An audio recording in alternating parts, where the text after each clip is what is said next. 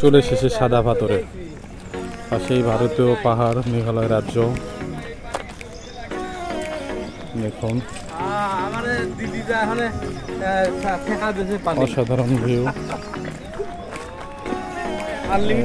সাদা পাথর হলো সিলেটের ভোলাগঞ্জে অবস্থিত এবং পাশেই যেগুলো পাহাড়গুলো দেখা যাচ্ছে এগুলো ভারতের মেঘালয় রাজ্যের পাহাড় এবং অসাধারণ একটি সুন্দর ভিউ।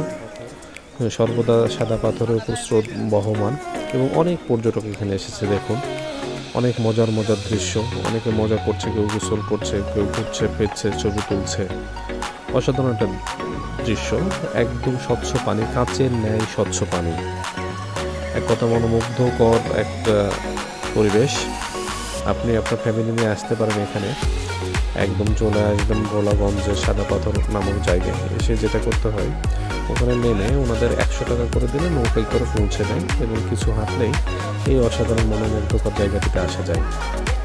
বর্ষাকালে নৌকা নিয়ে দেখা যায়, আর এই সময় এসে শীতের সময় যদি আসেন তাহলে বসে ছবি তুলতে পারবেন, করতে পারবেন, থাকতে পারবেন।